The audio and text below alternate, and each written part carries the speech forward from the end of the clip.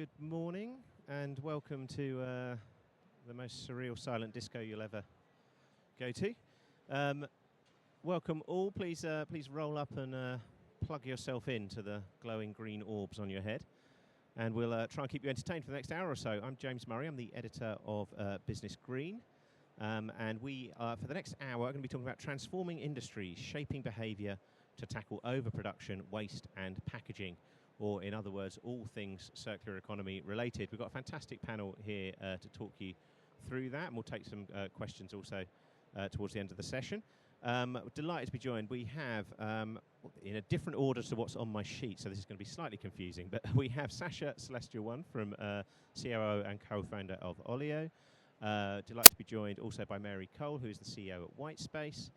Sebastian Munden, who many of you will know as the chair of the waste charity WRAP. Paul Gilligan, who is CEO at Magical Mushroom Company. And last but not least, we have Moira Thomas here, Director of Group Sustainability and ESG at Currys. Welcome all. Thanks so much for joining us.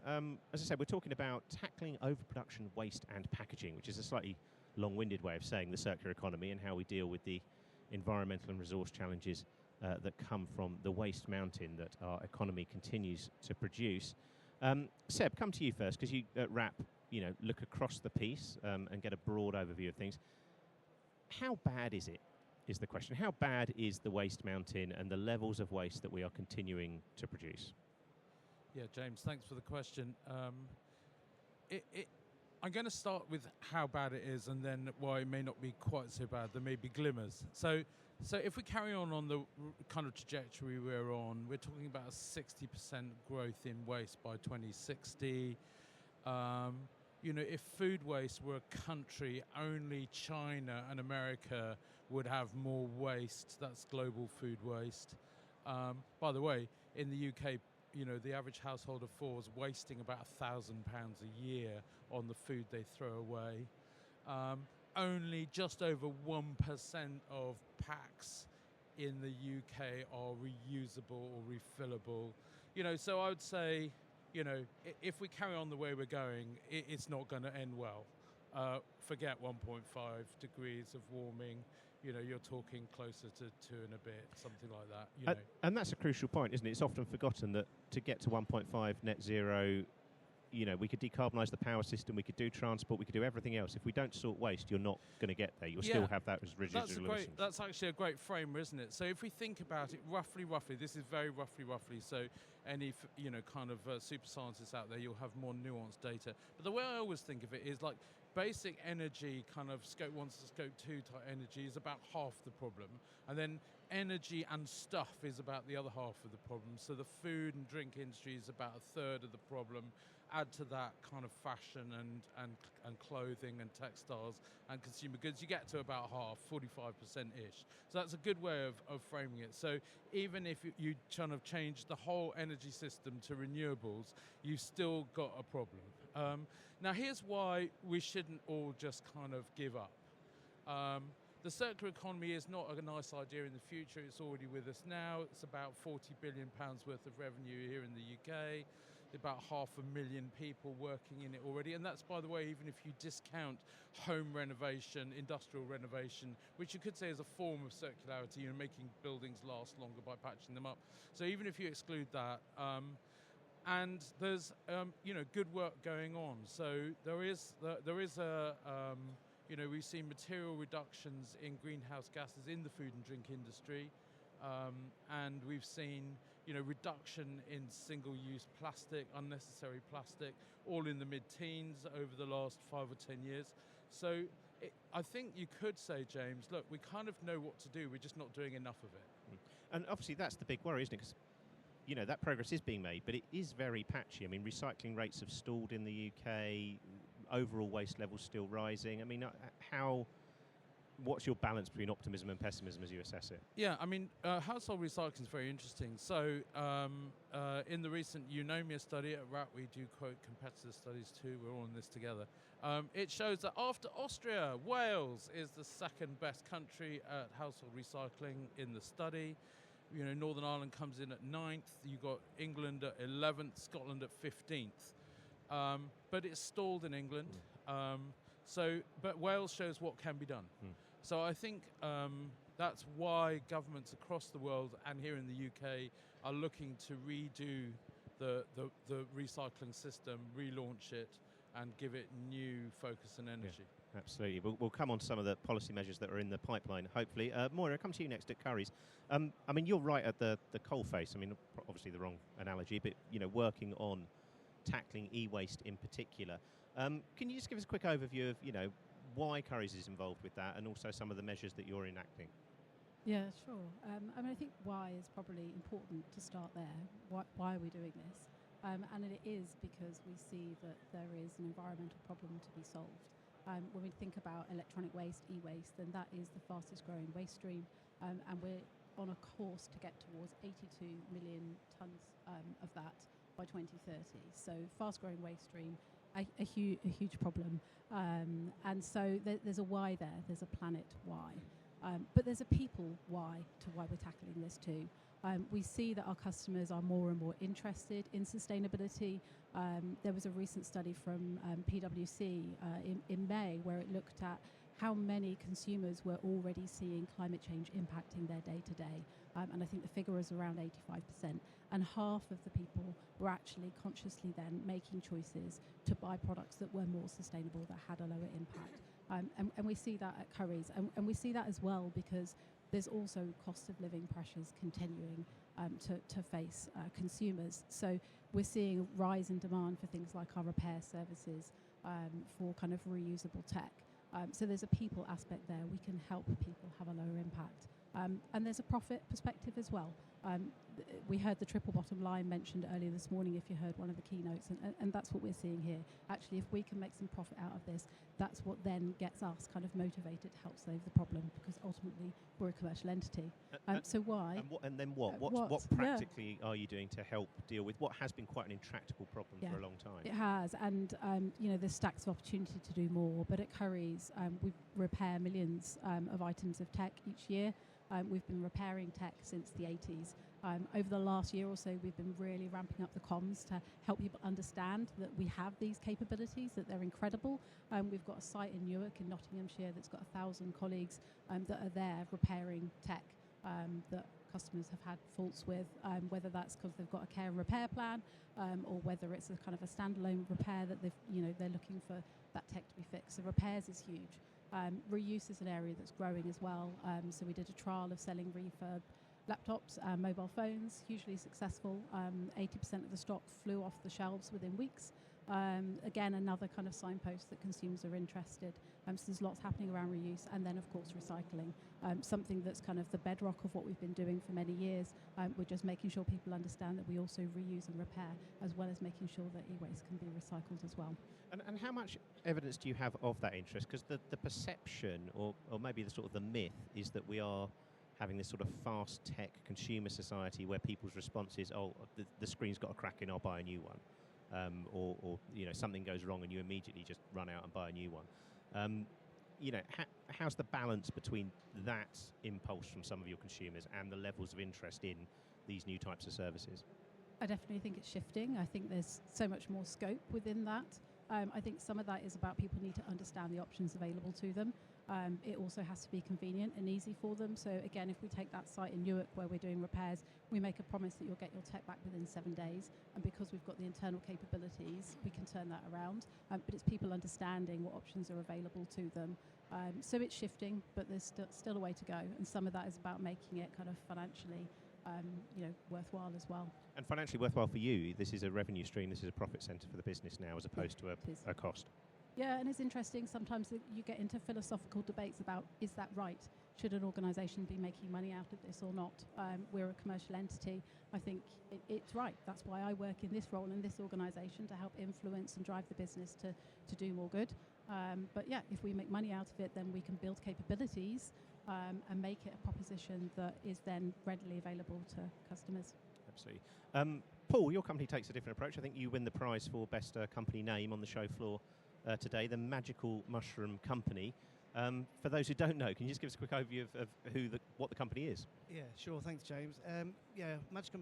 We have got a fun name, but we are a very serious business. We are very clear mission, which is to make polystyrene packaging a thing of the past, and we do that by using a waste stream. In the most cases, it's hemp shivs, the woody core of hemp. We process about 2.5 million kilos a year now, and that'll probably double next year. We're about to use rapeseed as well.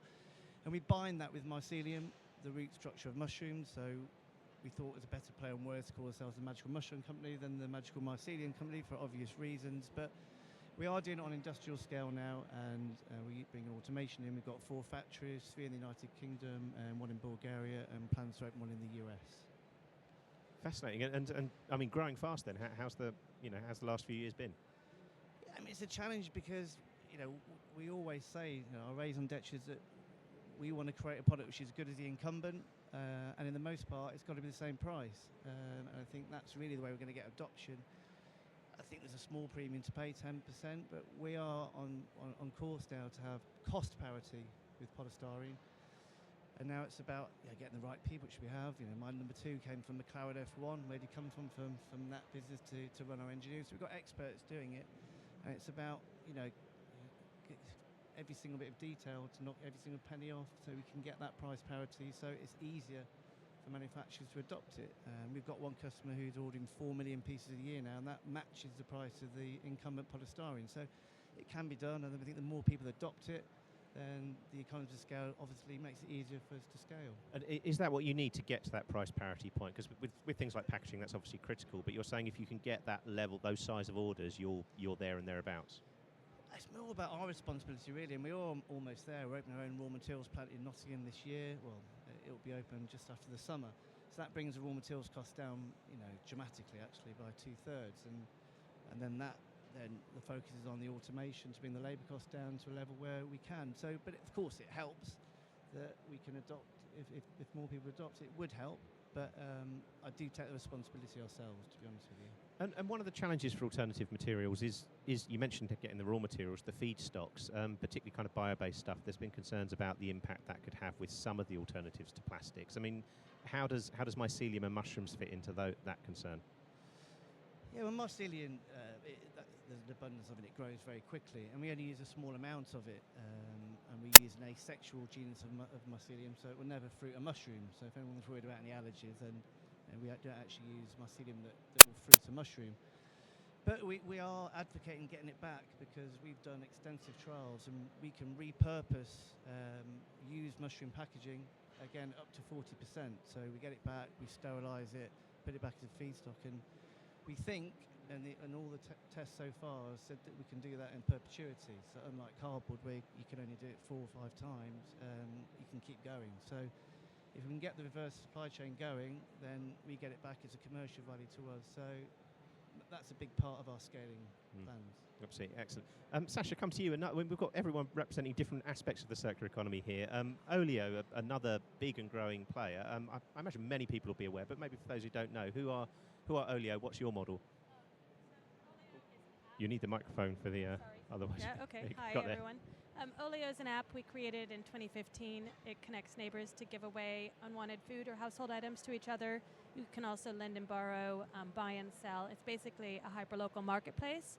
Our mission is to solve the climate crisis by ending waste 1 share at a time. And we also work with food businesses to match food safety trained volunteers to collect the unsold surplus at the end of the day and to give that food away on the app from their home. Last week alone, our volunteers collected 880,000 items of food, sandwiches, salads, mashed potato pots, and they were all given away on the app for free. Wow, and how big is the user base now? How many people have engaged with it? We've got 4.1 million users in the UK, and every month about 600,000 people use the app to give away or to request food or other household items with each other. And is it still predominantly food? I think that's where your reputation's come from, or are you now branching out into other areas? If it has value and it's legal, you can give it away on Olio, or you can probably find it. Food is our heritage, and that is the problem that we're probably the most passionate about solving, and that's because of its disproportionate impact on the climate crisis.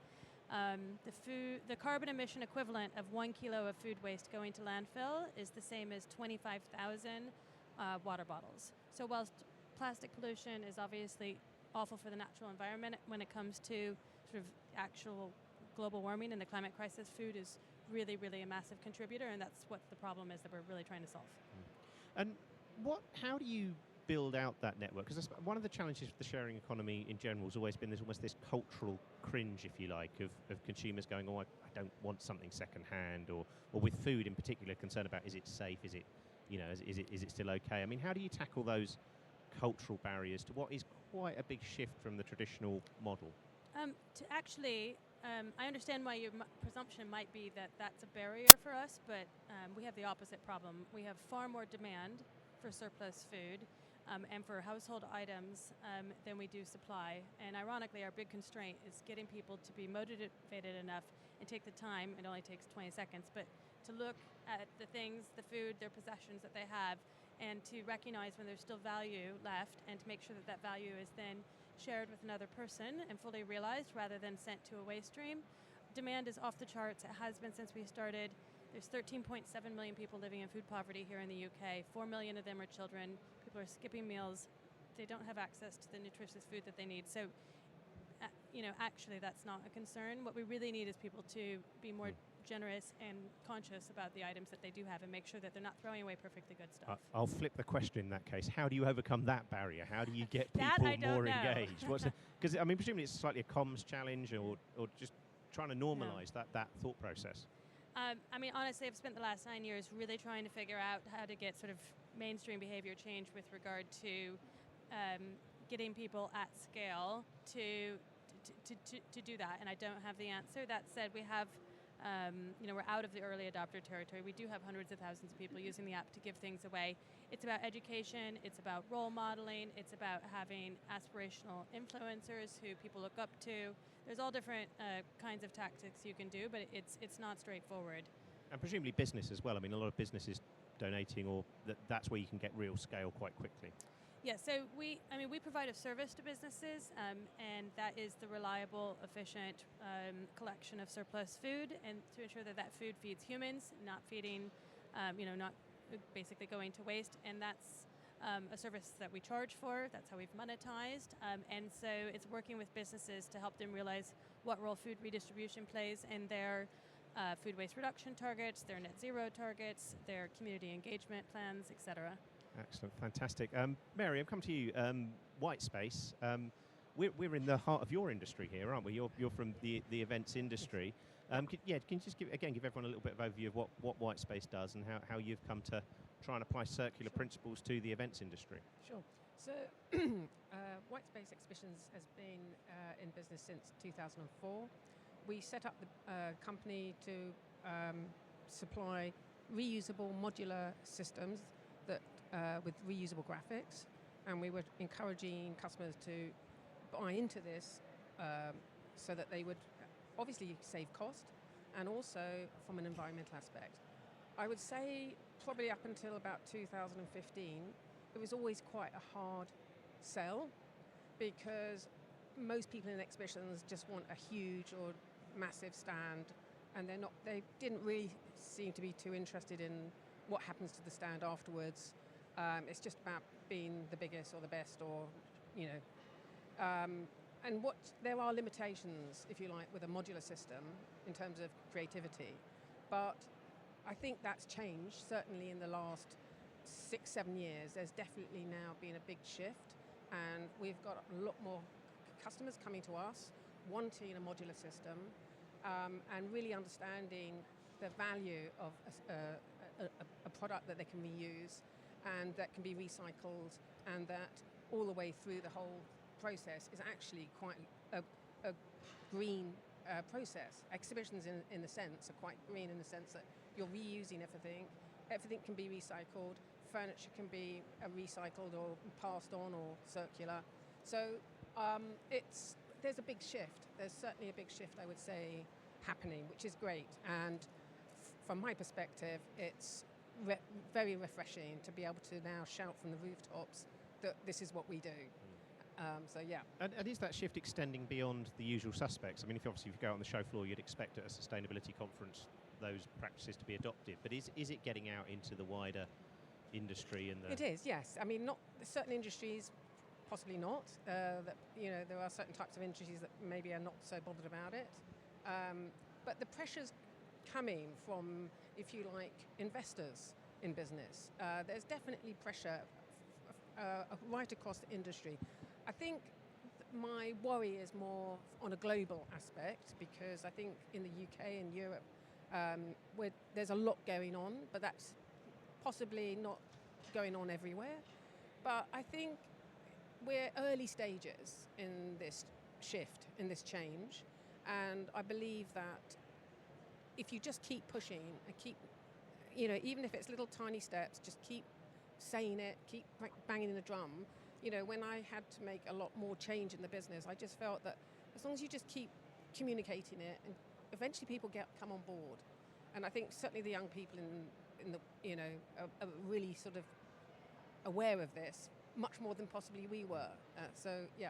And can you make a business case for it for your clients? Because obviously, traditionally it's been, we're going to invest in a stand at an event, or we're going to invest in coming to an event. We want to get noticed. We want to create business. We want to create a channel, and we'll throw a bit of money at that to help make that happen.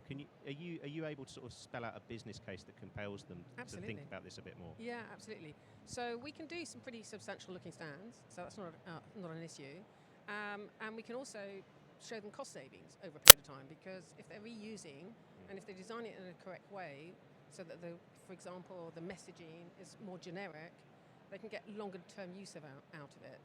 And also, I think it's becoming more fashionable, if you like, to have a stand that looks like it's a reusable stand rather than a one-off build and burn. So there's, for example, I was at a International Federation of Exhibition Suppliers. It's a big conference that was held in Malaga last week, and it's where all the big exhibition companies in Europe and pretty much globally come together. And there's a lot of companies I was talking to there who are big custom build. Custom build is where they literally make it out of wood and paint and build structures. And actually I had some really interesting conversations where they are understanding that they need to buy into a modular system solution. And I think that's the first time I've had those kind of conversations. In the past it's always like, no, we're not interested. It'll be, it's never going to be the same. But I think there's a realization across the industry that it's not about being the biggest and the flashiest. It's more about your ethics, if you like. Absolutely. I'm also enjoying the idea of an expo for expos. Yes, I know. One of show-offs. One of Lots of show-offs. Yeah. One of our company's awards once got nominated at the Awards. You can go for you can go to an awards evening for award ceremonies, which Fantastic. is slightly meta. But anyway, let's move on and talk a little bit about some of the big picture stuff about how we start to embed this, because it is still, I've been writing about the green economy for a long time, and unfortunately it is still a little bit to the side of some of the progress we're seeing on business in terms of energy and transport and these other areas, and yet, as we've touched on, absolutely critical. Seb, come to you. It's election time. What are the barriers here, and what are the top priorities, do you think, for policymakers and businesses actually to start getting past some of the sticking points to more circular economy models? Yeah, so at WRAP, the approach we take is to try and convene up and down the supply chain on the problems that can't be solved by competition. So if we take the food and drink industry, it's one of the most competitive industries out there, and here in the UK is no exception. And actually their natural default mode is to try and kind of win one over the other. But when you get to things like, water systems where fruit and veg grow, actually, fruit and veg tends to come from the places where the fruit and veg can grow, and therefore there's a collaboration needed. So what we do at WRAP is try and pull together the supply chain, working with NGO partners, suppliers, the retailers, to try and solve problems in that kind of way. I think that's the fastest way to speed up some of these really tricky problems. And is there a willingness for companies to do that? Because obviously, as you said, the impulse is still competition. Yeah, there is. Specifically in that example, when you're talking in the end about supply security, will there be tomatoes, how many tomatoes, and will they arrive on Tuesday? I think that does kind of focus the mind. And particularly as you start to see the growing areas around the world shift. So you used to grow them here, but now they grow better somewhere else. So these are really monumental kind of things that need tackling. So I think in that respect, that's about building those coalitions. So we run about a dozen plastic packs around the world, working on removing types of plastic from the supply chain, focusing on the valuable ones. These can really be done both in the partnership with government, with legislation, with extended producer responsibility type schemes, and with industry, eliminating materials and sharing best practice. So I do think there's a big role for focusing that kind of pre-competitive collaboration on the kinds of problems that in sort of really engulf the whole supply chain and not one actor can fix. Sorry, Moira, I just want to bring you in there because you were nodding along. I mean, practically for Currys, you're working again in that very competitive environment. How's that worked for you? How are you working with your partners in the supply chain and potentially even some of your rivals? Yeah, absolutely. I think you're right. There's a place for competition that will help drive industry, but there's a place for collaboration as well. And some of that is us collaborating with our supply chain. So if I think of a recent example, then we've worked with Microsoft, and we're now kind of in the UK, their repair agent for Microsoft Surface tablets. So if you've got one of those, you used to have to go to Microsoft, you can now come to Currys, whether you want it from Currys or not. And that's just kind of a bit of innovation, a bit of collaboration with other companies. And that's another large company, but we'll be collaborating with smaller companies too. But beyond that, I think the other example I'd point to is the Circular Electronics Partnership.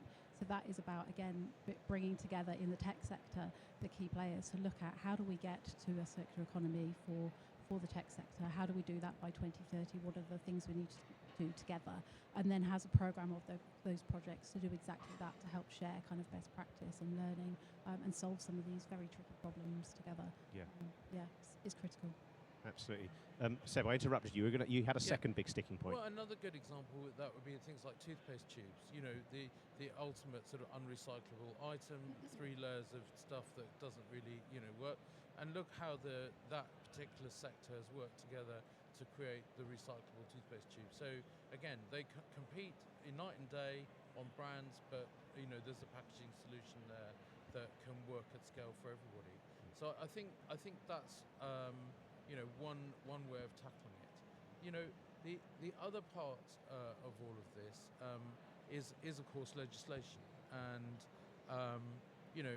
when things like the plastic packaging tax, which requires a certain amount of recycled materials to be in the packaging, that does actually drive change. It creates certainty in the future, particularly when it's done well, as if companies were given notice, and those kinds of things really, well chosen, can make a big difference and incentivize. I think the crucial thing is that the companies who are leading the way want to make sure that if there is a cost investment, that there is some reward for that, and that the whole industry is kind of treated in a level playing field. I see. Paul, bring you in on that point then, because what do you see as the main sticking points for you? You've mentioned cost and getting to that price parity point, but are there any other challenges to making shifts towards more sustainable packaging? How much time have I got? I mean, I think there's a lot of talk, I'll be honest, because I'm at the front line. I'm still the main closer of all business in a Magical Mushroom company. We've got a big sales team, but it's price, and manufacturers in particular, they don't want to reduce it. Now, they shouldn't really be the custodians of that final price. Now, sometimes it might be 20p, something minimal, but someone who's a decision maker will often say, no, it's too expensive. But it's the hidden cost of the consumer, because not as I'm talking about polystyrene because that's in my line of sight, and not only has it got a catastrophic effect on the planet, but also an inconvenience of when you receive something, you've got a huge amount of polystyrene, it fills your bin up, there's nowhere for it to go, so you end up keeping it, or there's not a lot of recycling around the supermarkets now. You want to watch the cricket, you've got to go to a rubbish tip to get rid of it, and the cost of that, and and the carbon impact of that. So I think that consumers should be given the opportunity to have a choice. I'd rather pay 20p or whatever it is. Sometimes it will be the same. And I've been to one British oven manufacturer, and I've never seen so much polystyrene in my life. And it went from the floor to this roof. And I said, how long is that going to be lasting for? 3 months? So 3 hours. 3 hours of one day. So I think there should be policy changes that force it, not just for us. We don't want to create a monopoly here, but there are solutions. But I think that scale helps by the manufacturers giving consumers choice. And is that where something like enhanced producer responsibility, taxation, plastic tax that Seb mentioned, all that just to shift the dial a little bit in favour of the more sustainable approaches, would that make a big difference to your business? And not mine, as everyone's, and the consumer, and most important, the planet. But I mean, DEFRA have been talking about food waste collection for I don't know how many years, and that's pushed back another year and another year and another year. And the ERP, we don't know what category it's all in. So I think that needs to be cleared up. And I don't see an end in sight on that. To be honest with you, I think food waste collection, where certainly we could go end of life, because end of life is something really important that the polymers, it doesn't get discussed, and the life cycle analysis of these products. It uses the question of 50 million years of free sunlight, and it's ridiculous. But if you're doing that end of life, then it'd be a very different story. Yeah, Saasha, you were shaking your head to the talk of food waste collections and just the policy environment in general. I mean, what's your take on what can be done to embed these models more effectively? I mean, one thing that's really frustrated us is that I think for the last 5 years now we've been waiting for mandatory food waste reporting to come into play, to really motivate the laggards to figure out what to do with their surplus food. What gets reported, gets measured, gets addressed. But we've had so many back and forths on that. I've pretty much given up hope. And even when we've, had quite, conversations with government, with DEFRA, I don't really see any reason for us to believe there are regulatory tailwinds coming our way anytime soon that we should make plans around. So that's disappointing. Sorry, just to interrupt on that. Even with the potential of a new government, you're not seeing much from the current leaders in the polls. We won't say for sure, but if there were a change, I think there's going to be a lot of things that need to happen, and when and how this issue that's really important to me gets prioritized, I don't know. But I think I just feel more comfortable being cautious, not even cautiously optimistic, just cautious, because we've had a lot of false starts. Maybe that's too pessimistic, I don't know, but that's what I would say. Forgot the original question, sorry. Sorry, I mean, just what would you like to see to embed these models more effectively? What do you see as the main sticking points? You touched earlier on the consumer behaviour and consumer awareness. I mean, can we start to get people to think a little bit more about ultimately, I really, obviously supporting legislation, all of that sort of systematic changes is really important, but I don't have control over that. And I think that ultimately each individual, has responsibility for what they buy, where they buy it from, what they do with the things that they buy, how they throw them away or they dispose of them. 60% of greenhouse gas emissions are directly related to the choices we make about what we buy and what we waste in our own homes. So I find that really exciting and empowering. That means that we can all make choices every day that collectively will add up to something different. There's 27 million households in this country. So, we need to buy less stuff. Like, that's the most obvious thing. No one wants to talk about it, but we need to buy about a fourth as much stuff as we do today, whether that's fashion, whether that's electronics. Like, buying new stuff at the rate at which we're doing that, the math just doesn't add up. We're going to deplete the planet of all of its resources, and then just have a big pile of junk at the other side of it. So there's a lot of things that need to be done. I don't know how to make them happen. I suspect someone who's a lot cooler than me needs to make some life choice changes and get all their cool friends to do it, and basically motivate, the younger generation who are out there buying fast fashion, wearing things once or twice, throwing them away, stuff that can't even be resold on Depop or Vinted because the durability of the fabric is so poor, there's no resale market. So I think it's going to have to be something that comes organically, probably from in some form of movement that we can't predict or plan for, but that's the best chance. I see. Let's all unpack this a little bit, because I obviously had that big philosophical question of obviously, capitalist consumerist society that's driven by growth, and yet there is a compelling environmental case, as you say, to buy less stuff. Mary, come to you here. I mean, obviously, the expo business often about sales channels, generating more business, rightly so in many ways. But what's your take on what Saasha was saying there as to how we start to instill a sense that more durable, longer-lasting products, technologies, garments are going to have to become the default if we are to decarbonise? Sure. I'm talking about just general consumer world now.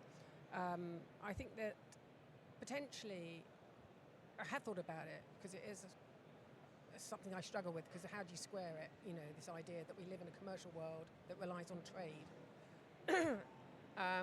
And obviously that's going to, you know, fill the world with, you know, products or waste. So I think potentially there's going to have to be a change, that products will have to be made to a much higher quality, and we're just going to have to pay more. And if we pay more, we might take more care of it, and rather than just dispose of it. I've got a beautiful 300-year-old antique trunk, chest of drawers, and it's beautiful, and it will carry on hopefully for another couple of hundred years, and all the carbon's locked up on that, and it doesn't go anywhere. But obviously there's a lot of, you know, almost disposable furniture, and I think that longer term, and this is, you know, way out there, that's the only way I can work it out, if you like, is that people will have to pay more, but will have to appreciate that they're going to have to look after it. And of course, sadly, well, not sadly, in some ways rightly, the counter argument to that is people can't afford it. You can see it now. I mean, obviously, the whole discourse around some of the stuff that's been going on in the election campaign is Rishi Sunak saying, "I'm standing up for people who can't afford a premium clean tech product," and that's what I'm doing. It's obviously not working for him in the polls, but that is the strategy. But they could buy a second-hand product, a really good quality second-hand product that could last. So there would be a wonderful second-hand market potentially. Yeah. Seb, you wanted to come in on that also? Look, I mean, we shouldn't give up hope. So, for instance, you know, if everybody bought one refill product, you know, and refilled it every week, you know, that's in the UK, that's 1.4 billion pieces of packaging in a year gone.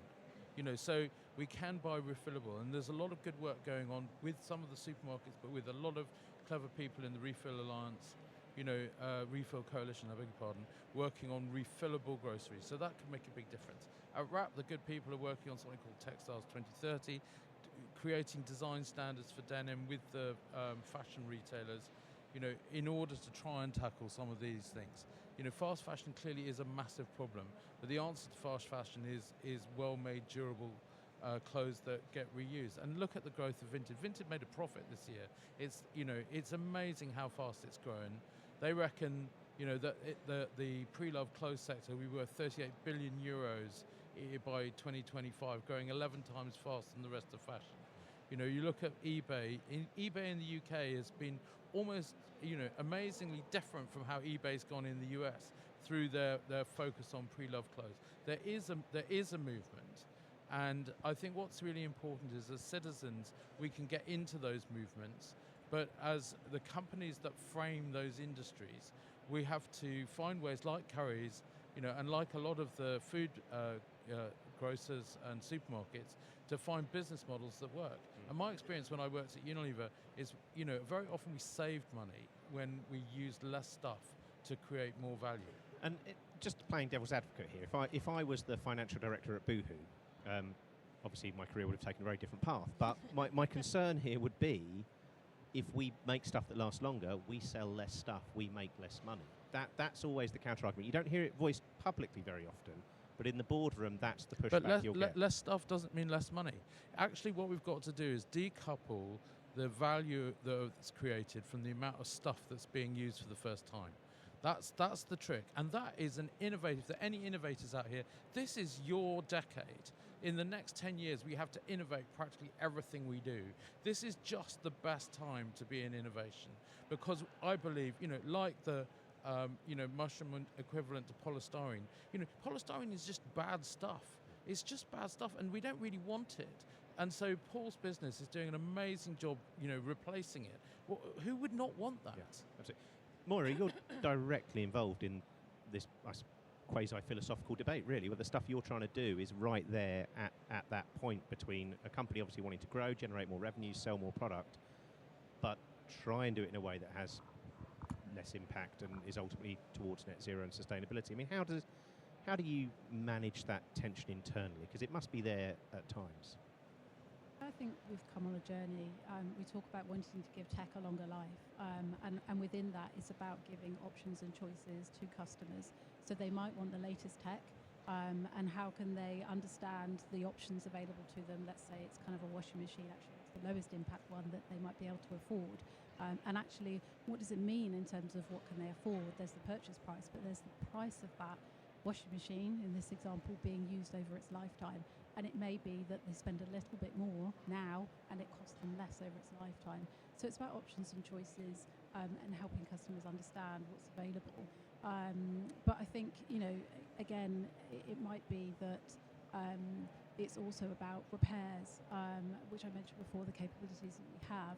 So that's keeping a piece of tech in use for longer. It's giving it a longer life rather than selling something new. But if that, again, is kind of a profitable way of making business, then that's a great service. But we also see that it interconnects into one of our other strategic priorities, which is around having more customers for life. So really building kind of long-term relationships with them to help them in those moments that when they need a new piece of tech, whether it's because they want kind of a bigger screen, because actually it's about entertainment and that's really important in their lives, or whether it is about a kind of domestic appliance because their washing machine suddenly broke or whatever it might be. It's kind of helping customers make choices that have got a lower impact. So you're creating that loyalty so they come to you rather than a certain big e-commerce giant, for example. Yeah. And we've got great colleagues that can help sell great tech. And how do you get that message across? Because obviously, in the current climate, a lot of the focus is on cost of living. The price point is often the top of the list of things they're considering. How do you nuance that message to try and get people to look a little more holistically? I think a lot of it does come down to having our colleagues in store that can help customers think about what is it that they need, and then what is the right kind of product for them, and what kind of package they need around that. So it might be a care and repair plan, for example. So I think there's a lot there about kind of having that time to spend with customers to help them make the right choice. I think there's also something around financial incentives as well. So I think one of the themes that's coming through is actually keep having hope and keep going. If we take e-waste recycling, it was back in 2007, I think the waste regs came in for e-waste in the UK. It's a very long time ago, but there are still people that don't understand or don't know that you can take your old redundant tech into a shop and then it can be recycled. That's years, and we keep going. And this is something that we see very firsthand because we're handling tech and e-waste. And so a year or so ago, we introduced our Cash for Trash scheme, which is a £5 incentive that if you bring a piece of e-waste into store, we'll give you £5 off your next purchase. So there's sort of great things that businesses can step in and do, and you've just got to keep going. Absolutely. No, I remember one of the first environmental stories I ever wrote when we launched BusinessGreen was 2006, 2007 European Waste Electronic Directive. And it is absolutely staggering that it's still not fully embedded and not properly enforced. And, that companies like yourselves are doing it, but lots of others aren't. And it's slightly shameful on the part of various entities. Let's talk about one of those entities, the government. Everyone might have noticed there is an election coming up quite soon. According to the polls, most likely a change of government. I mean, everyone's touched on the importance of policy and legislation in this agenda. If you were able to write a quick memo to the incoming government, whoever it may be, what would be the top 2 or 3 things you'd like to see that could really start to deliver greater progress on the circular economy? Paul, I'll come to you first. Yeah, I mean, it's all about policy, and I'll give you one live example. I can't give too much detail because I'm under NDA and it's a commercial agreement. So we've invented, this is a recent innovation, so we've trademarked it, the magical fish box. We've also patent filed it, and we're confident that we'll succeed in that. But it's our material, which it's got very good thermoconductivity properties, and then we encase it with a fairly biodegradable polymer, so it's encased, so it's fully waterproof. And we've kept that fish ice cold for 14 days. Now, that is a similar price to a polystyrene fish box, of which 1.5 million of those go into landfill every year in the UK. Now, I could take that order now and take the 1.5 million, but possibly it could take us under, so I won't do that until we get to the right price, or they pay a bit more for it. And I think the government could offset some of this waste cost that they have. It'd be on their own cost lines, and then maybe give credits towards the companies that are removing that waste, because there's clearly a massive cost of 1.5. That's just the UK. You think about the world and the environmental impact that has, because it can't be recycled, whatever they say, it can't be. not just Arms, with the other ones, but then that very large fishing processing company who won't pay the bit extra, and I won't reduce it, so a bit of an impasse. But if it was supported by the government, then, and that's just one of the many policy changes, but I believe, agree with Saasha that food waste collection is, I mean, the fact that in 2024 we've got a food waste bin that you can put one, potato bin in, that's it. It's ridiculous. So that has to be changed quickly, I'd say. Absolutely. Saasha, you said you were not even cautiously optimistic, more cautious. But if you were writing that memo, what would you put on it? So I would love to see the food waste recovery hierarchy enforced properly, which basically sort of dictates how edible surplus food should be used or addressed. Cut a long story short, if it's fit for human consumption, it should feed humans, and no food fit for human consumption should go to feed animals or a waste stream further down the hierarchy. Food businesses in the UK throw away 2.4 billion meals of perfectly edible food every year. As I mentioned earlier, we've got millions of people who are going without. We could feed all of them every day, 3 meals a day, just by redistributing the edible surplus that exists within sort of our society. Lots of governments around the world have very strong incentives or mandatory policies to ensure that food fit for human consumption feeds humans. So that is definitely what I would address first and foremost. Absolutely. Mary, any particular things you'd like to see, either for the sector as a whole or for your particular part of it?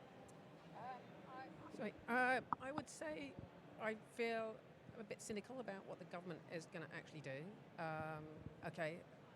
In an ideal world, I would say probably focus massively on energy and enabling more renewable energy. I think that would be where I would be pointing, if you like, on the big scale stuff, and on nuclear, to be fair, because that's really.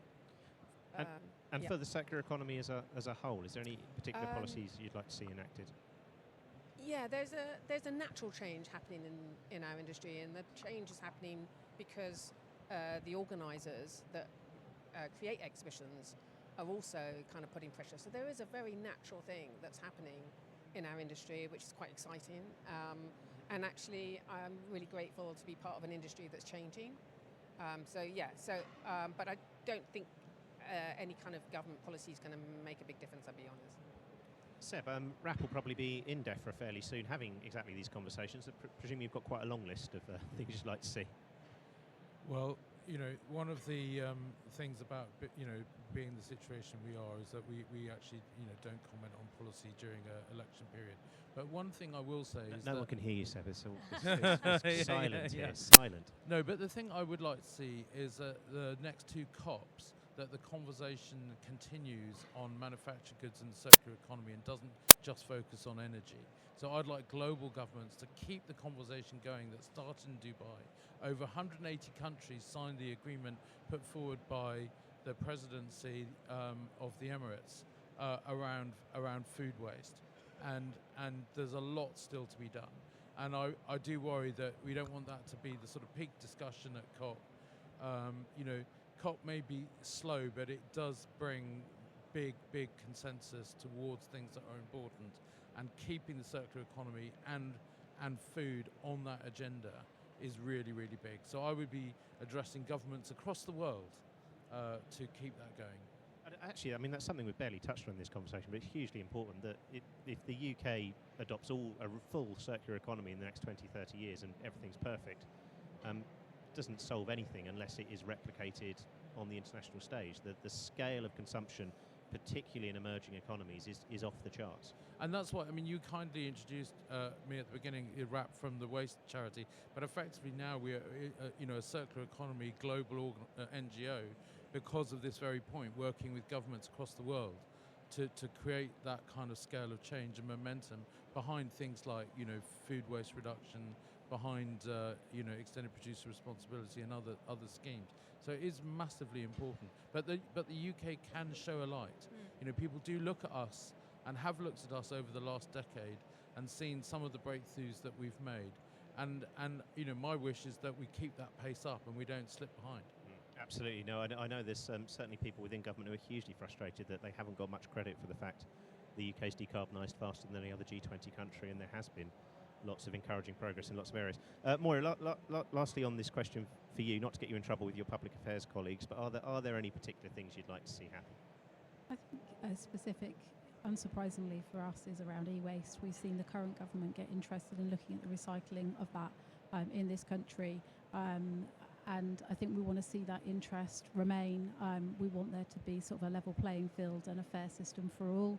That doesn't exist at the moment. We're collecting a lot of e-waste. We're doing more than our part, but there'll be other players in the system that aren't. So how do all the businesses step in? How do they all play their part? And I think you need legislation sometimes to create that level playing field.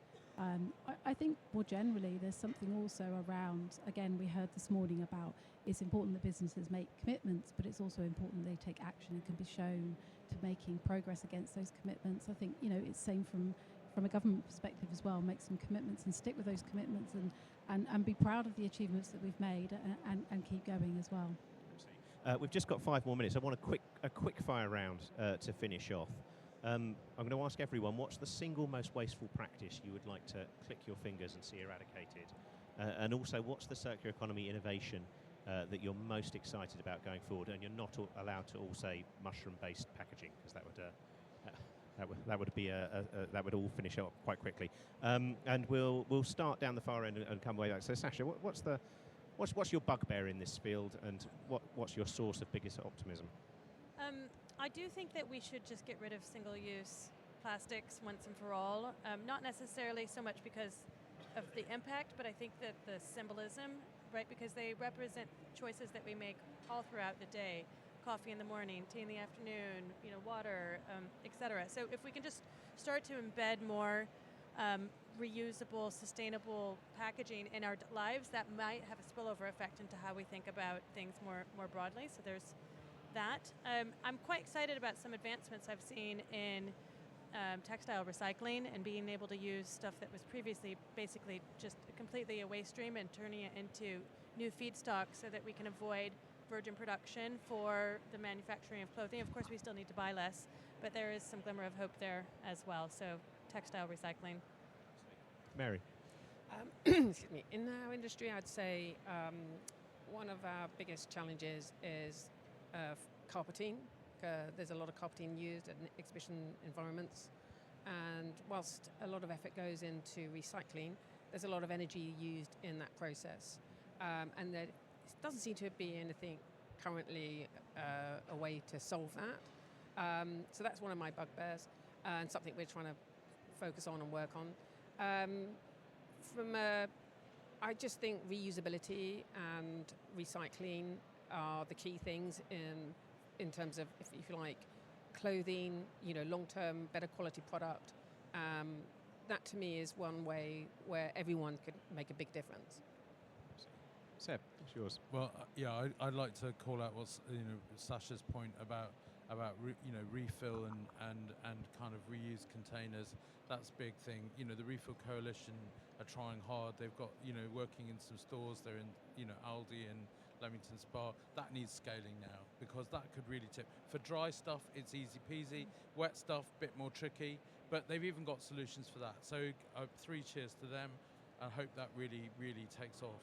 But for me, the big one is actually slightly nerdy, so forgive me, but it's automated sorting technology. So when all that stuff comes from your house and ends up in the center, at the moment, if it's manually sorted, that's basically destroyed the economics of that forever.